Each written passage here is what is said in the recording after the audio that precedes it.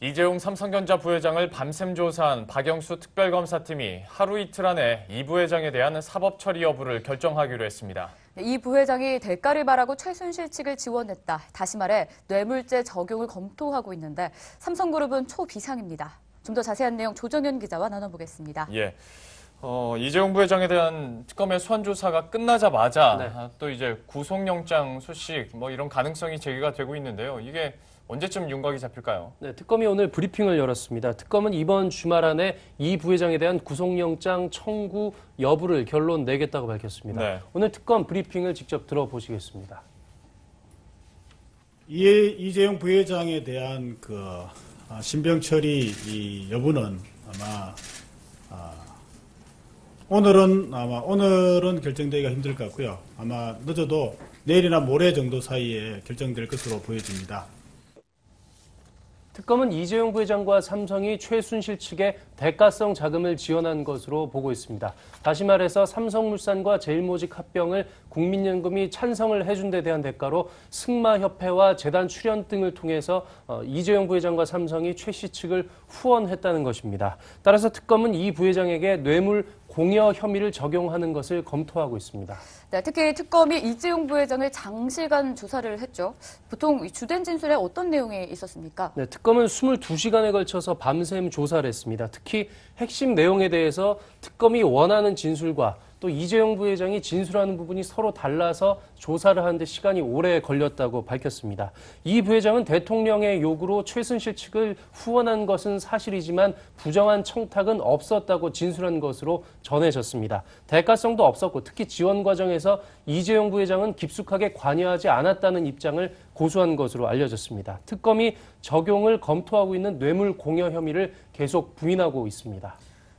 삼성 측에서는 당연히 이제 대통령이 얘기를 하니까 안 들을 수가 없었다라는 식으로 이제 계속 얘기를 할 테고, 뇌물 공여라고 하면 이제 그 대가성에 대한 증거를 어떻게 확보하느냐, 이것을 어떻게 소명하느냐일 것 같은데, 좀 이 부분은 어떻게 진행이 되고 있나요? 사실 수사하기가 쉽지 않은 부분입니다. 만만치 않은 여러 가지 난제들이 있는데요. 실제로 특검도 이 부회장에 대한 영장 청구 가능성에 대해서도 아직까지는 결정된 게 없다고 일단 선을 그었습니다. 삼성의 지원이 대가성 지원이고 또 부정한 청탁이라는 구체적 증거나 진술도 아직은 공개하지 않고 있습니다.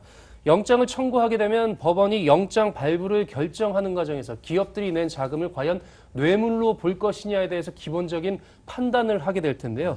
이 과정에서 상당히 주목되는 부분들이 많습니다. 영장이 발부되면 특검의 최종 목표인 박근혜 대통령의 뇌물죄 수사가 탄력을 받게 되지만 그 반대의 경우, 다시 말해서 영장이 발부되지 않는 경우라면은 수사는 추진력을 잃을 가능성이 높습니다. 특검이 다시 말해서 상당한 부담을 안고 막바지 법리 검토 작업에 들어가 있는 상황인데요. 특히 이 부회장의 뇌물 공여죄를 적용하게 되면 박근혜 대통령과 최순실에 대해서도 뇌물 수수죄를 적용하게 될 텐데요. 대통령이 직접 삼성의 돈을 받은 게 아닌 만큼 뇌물죄를 적용하기 위해서는 박근혜 대통령과 최순실 측이 이해관계를 같이 하는 이른바 경제적 공동체라는 것을 특검이 입증을 해내야 되는데 이 부분에서 법조계에서도 좀 의견들이 엇갈리고 있습니다. 재계에서도 살아있는 권력의 요구를 기업들이 과연 거부할 수가 있겠었느냐며 이게 과연 어떤 구속영장 청구나 뇌물죄로 처벌할 수 있는지에 대해서 이 무리한 법적 처사라는 그런 불만들도 나오는 게 사실입니다.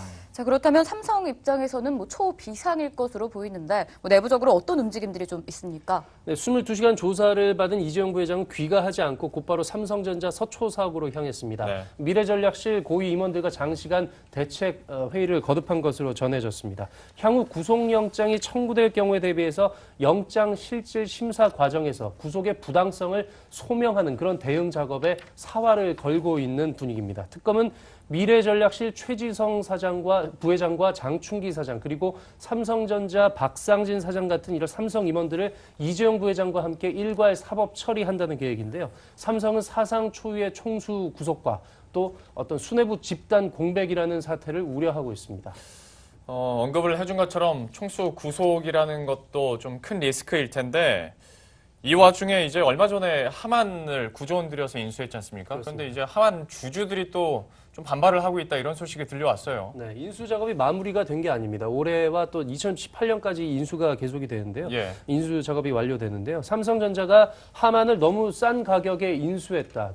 더 비싸게 인수해줄 다른 기업들도 있다며 하만의 소액주주 일부가 미국 법원에서 집단 소송에 나섰습니다. 이에 앞서선 지난달 하만 지분 2.3%를 갖고 있는 미국계 헤지펀드가 같은 취지에서 인수합병에 반대하는 소송을 내기도 했습니다. 이 초대형 M&A를 놓고 벌어지는 이런 상황에서 총수가 직접 경영 철학을 알리고 설득 작업을 벌여야 하는데 출국 금지와 특검 수사로 인해서 원천 봉쇄가 된 상황입니다. 향후 삼성의 사업구조 개편 작업과 인사를 통한 조직 개편 또 과감한 투자 활동 등이 대폭 위축될 수밖에 없는 상황입니다. 네, 이번 주말 전후에서 상황이 급박하게 돌아갈 것으로 보이는데요. 다시 한번 주목할 필요가 있어 보입니다. 자, 지금까지 조정현 기자와 함께했습니다. 수고하셨습니다.